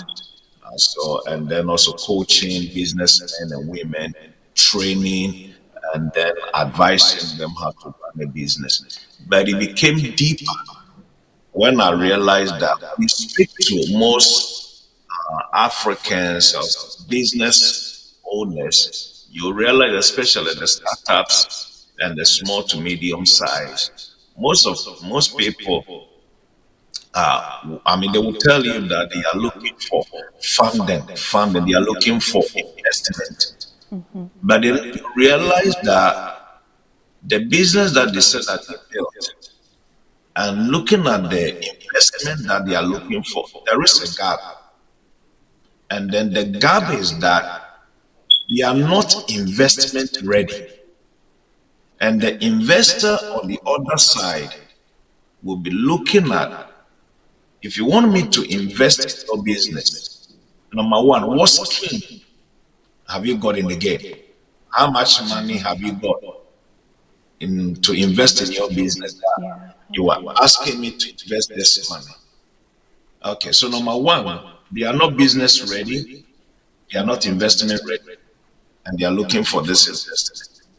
Number two, they themselves, they said that they've started a business, but actually, if you look at it, it's not business. It's something like some sole trader. So there's a lot of things that goes in for you to now call yourself that you have a business for somebody to invest in. So it is some of these gaps okay, that I decided to establish a company like this that will support and help business owners, okay, and thrive. And from there to today, we've added more expertise, which we advise government enterprises and then the private sector enterprises. Okay. Okay, Mr. Champon, please, could you position your camera properly so we could see you well? Kindly. Okay, so now let's talk about the ACAS 2025, which is the African Caribbean Achievers Summit. I think this is okay. Thank you very much. You're welcome. To create a bridge between the African and the Caribbean business ecosystem. Why was it so important? Why did you see the need to build such a gap? To create such a bridge, such a gap between the African Caribbean business ecosystem? All right, thank you. There's a whole lot to say, but for the sake of this program, I'll keep it brief and simple. If you look at trading system, Africa has always traded with the West. If you look at the Caribbean have always traded with the West. Under the African Union, the Caribbean has been declared as the 6th region.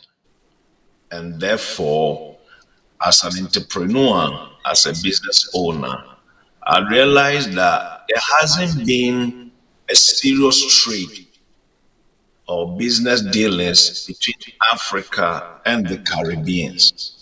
Most of them has been at the diplomatic level. But going down to the roots, you realize that there hasn't been a serious proper trade. And there are a lot of factors why this hasn't happened. Because the trade route that we've been using was developed and designed by the colonizers. So if somebody from Africa, Ghana, Nigeria, whatever, the person needs to come to London or America and then make their way to the Caribbean. Now, on the other hand, also, you realize that logistically, there is no direct route between Africa and Caribbean. And therefore, Africans don't know what are the products and services that the Caribbeans have, and vice versa. Okay. And therefore, we've curated this platform so that we can bring Africans and Caribbeans together. And then we can start engaging. Okay. And then we will know what are the products and services, what are the markets. And then by so doing, we now find out what can we do now. And I believe that what I'm saying, most people are aware of what is happening. And I don't want to cite incidences that now shows that Africa and Caribbean partnership is now or never. That's now or never. So before we go, what should we expect from this year's summit? What should we expect? Will our expectations be met? Well, one thing that I can say to you that we will make sure that every expectation is met. The right conversation, the right talks.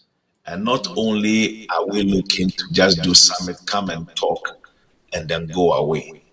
But whatever that will come out of this summit, we are also going to make sure that whoever that needs to be contacted, whatever institution that needs to be involved to see implementation, we will do so. So we're going to exceed many people's expectations by actually seeing re-implementations, and then also getting to the root and making sure that businesses and business owners have the right appropriate tools and information to be able to do their business. So what we are saying to the African businesses is that if you want to go to the Caribbean, we are the best bridge to come through. Okay. And the same thing to the Caribbean. and then also to the diaspora. Okay, that's great. So, which strategic partners are involved this year, and what roles really are they playing? Can you repeat the second part of the question? So, I was asking that which strategic partners are involved in this year's summit, and what roles really are they playing? All right. So we know that we've gotten the AFTA Secretariat involved. We've also gotten the African Union and then also CARICOM. And in this particular summit, the Invest Barbados Chief Executive will be, is part of the speakers. And then also His Excellency Ambassador Dr. Kwesi Kote also is involved, and Dr. Robert Cranton from the Commonwealth is also involved of this particular summit. We've also engaged with His Royal Highness Okonjo, and we hopefully also looking forward to Dr. Ngozi of World Trade Organization. Possibly she might be in and then also chip her 2 cents into the discourse. Thank you very much, Mr. Benjamin Ichampoin. Thank you very much for joining us on the Hello Africa Morning Show. It's a pleasure. Thank you so much for having me.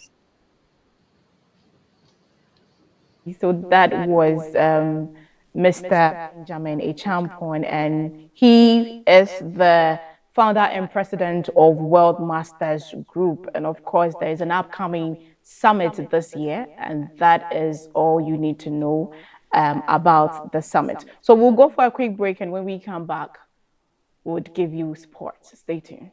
The World Masters Group presents Africa Caribbean Achievers Summit 2025. Join visionary leaders, entrepreneurs, policymakers, and change makers from Africa, the Caribbean, and beyond for a 2-day online summit dedicated to shaping the future of enterprise and sustainability across both regions on the continent. The theme for this year's summit is building an enterprise economy, unlocking opportunities, and catalyzing growth. The date is 26th to 27th May 2025.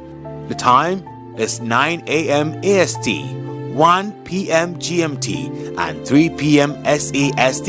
Over 2 days, participants will engage in high-impact discussions, strategic networking, and actionable planning to drive enterprise development, open new markets, and catalyze long-term prosperity. Participate to engage with notable personalities like His Royal Highness Dr. Obichud Okonjo, Delta State, Nigeria; Ms. Kay-Ann Greenwich, CEO Invest Barbados; Professor PLO Lumumba, founder Lumumba Advocate; Ambassador June Suma, Chair of the UWI Global Campus Council; Dr. Tirad Verdi, founder Zeno AI and UK Government Advisor on Data and AI; Councillor Mvoyo Umposowa, Mayor of the Eastern Cape, South Africa; His Excellency Charles Kwesi Kote, and many more. Secure your seat now via the link on your screen, and for full details and updates, visit our website at www.acasevent.com.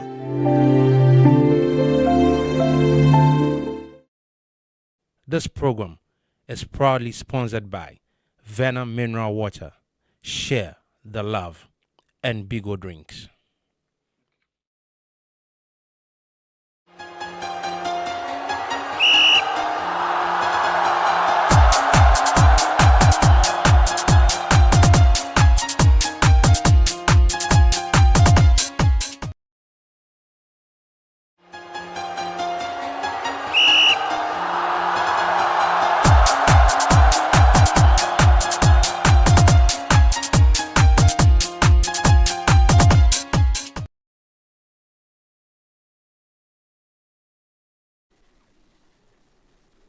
That break, and we are getting right into the sports segment we call Game on Africa. We'll begin with trending stories, and then we'll look at the wrap up of the leagues around the world. The Serie A championship will be decided on the final day of the season after both Napoli and Inter were held to draws in match day 37.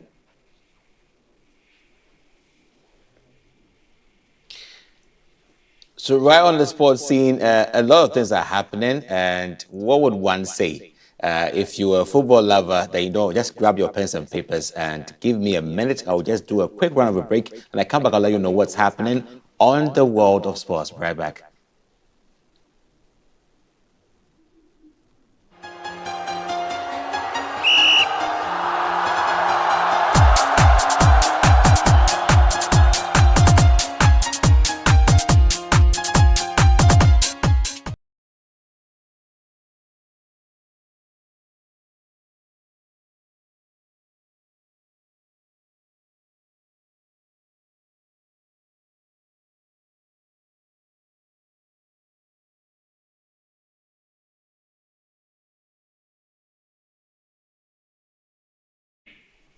Welcome back from that quick break, and we'll go straight into the Game on Africa segment. We'll begin with trending stories, and then we'll later on get into the leagues around the world. In the Serie A championship, the winner will be decided on the final day of the season after both Napoli and Inter were held to draws on match day 37. Napoli remained 1 point clear at the top after a goalless stalemate with relegation threatened Parma, while Inter battled to a 2-2 draw against Lazio. Napoli can secure the title with a win at home against Cagliari, but any slip-up will leave the door open for Inter, who face Como. Meanwhile, tensions flared as both Napoli's Antonio Conte and Inter's Simone Inzaghi were sent off, leaving their teams without their managers for the crucial last fixture. The drama unfolds next weekend in what promises to be a thrilling conclusion to the Serie A season. Aston Villa's World Cup winning goalkeeper Emi Martinez could be on the move this summer, with both Manchester United and Barcelona reportedly interested. The Argentine shortstopper has also attracted attention from the Saudi Pro League, but his emotional reactions after Villa's final home game has fueled speculation about his future. Villa boss Unai Emery has remained tight-lipped on Martinez's situation, adding to the uncertainty. Meanwhile, United and Barcelona may be eyeing him as a potential new number one, with their current keepers facing questions over performance and fitness. With Martinez's next destination still unclear, all eyes are on the transfer window to see where the highly sought-after goalkeeper will land. And still in the Premier League, Liverpool are closing in on the first summer signing with Dutch fullback Jeremy Ejekun Frimpong, set to undergo a medical on Monday ahead of his £30 million move from Bayer Leverkusen. The 24-year-old has agreed personal terms and will sign a 5-year contract with the Premier League champions. Frimpong was identified as a top priority after confirmation that Trent Alexander-Arnold will leave at the end of his contract in June. Meanwhile, Leverkusen are searching for a new head coach following Xabi Alonso's expected departure to Real Madrid. Liverpool, who signed Federico Chiesa last summer before cruising to the title, are set for an active transfer window, with a new striker also on their radar. Darwin Núñez could be on his way out, with Atletico Madrid reportedly among his suitors. Now let's do some updates from the leagues around the world, and we'll begin with the English Premier League. This weekend, the Premier League season brought crucial victories and emotional farewells as the race for European spots intensified. Aston Villa boosted their top four hopes with a 2-0 win over Tottenham on Friday, while Chelsea edged Manchester United 1-0 to keep their European ambitions alive. On Sunday, Everton marked their final game at Goodison Park with a memorable 2-0 victory over Southampton. Nottingham Forest secured a vital 2-1 win against West Ham to stay in the Champions League hunt, while Fulham edged Brentford 3-2 in an entertaining London derby. Leicester celebrated Jamie Vardy's 500th appearance with a 2-0 win over Ipswich, and Arsenal sealed a top two finish with a narrow 1-0 win over Newcastle. Liverpool will play Brighton tonight on Monday Night Football at 7 p.m. On to the La Liga. This weekend saw key shifts as Barcelona, already crowned champions, fell 3-2 at home to Villarreal, ending their long unbeaten streak. Real Madrid secured second place with a 2-0 win over a 9-man Sevilla team, with Kylian Mbappe scoring his 29th goal to lead the Pichichi race. Atletico Madrid trashed Real Betis 4-1, while Athletic Club sealed fourth place in Champions League qualification after a narrow 1-0 victory over Valencia. With one round remaining, the top five are Barcelona, Real Madrid, Atletico, Athletic Club, and Villarreal, as the final European sports and individual honors head to a thrilling finish. Let's do some Italian news now. And the Serie A title remains undecided after a tense weekend saw both title contenders drop points. Napoli were held to a frustrating 0-0 draw at Parma, missing a golden chance to seal the Scudetto. Inter Milan failed to capitalize, conceding a late penalty in a 2-2 draw with Lazio, leaving them 1 point behind Napoli with one game remaining. Elsewhere, Juventus boosted their Champions League hopes with a 2-0 win over Udinese, while Roma's 3-1 victory over AC Milan pushed the Rossoneri out of European contention. Atalanta edged Genoa 3-2, and Fiorentina beat Bologna by the same scoreline in a high-scoring encounter. In the relegation battle, Cagliari secured safety with a dominant 3-0 win over Venezia, while Verona's 1-1 draw with Como kept them just above the drop zone. With one round to go, Napoli lead the table with 79 points, trailed closely by Inter on 78, setting up a thrilling final day in Italy. And lastly, with the German Bundesliga, the 2024-2025 season concluded with Bayern Munich lifting their 33rd league title after a dominant 4-0 win over Hoffenheim. Goals from Olise, Kimmich, Gnabry, and Kane capped a celebratory day that also marked Thomas Muller's final league appearance. Bayer Leverkusen secured second place with a 2-2 draw with Mainz, while Stuttgart finished strongly with a 3-2 victory over Leipzig. Mainz sealed sixth place in a European sport after a 2-2 draw with Bayer Leverkusen, and Frankfurt closed their campaign with a 3-1 win over Freiburg. And that's all for the updates in the sports segment we call Game on Africa. But very quickly, Dr. Agyemang, we are, the leagues are almost ended and we are going into transfer season. Last week, Arsenal did their first signing. This week, Real Madrid did one signing, their first. They are hopefully going to do some more. And Liverpool is doing one as we speak, because Jeremy Frimpong flew into England yesterday, and as we speak, he's undergoing his medicals. Who would you want to see coming to Chelsea as a Chelsea fan? It's not Christmas, so I'll have a wish list, right? Okay. But I would like Osimhen. Chelsea management should think about Osimhen from Galatasaray. Well, he was on the radar last season, but I don't know what happened and he didn't make it. Yeah, we should try and get him there. Okay. If I could influence anybody in Chelsea, they should try and get Osimhen on board. And João Felix should be taken back, or João Felix should be on the next flight to Barcelona. Okay.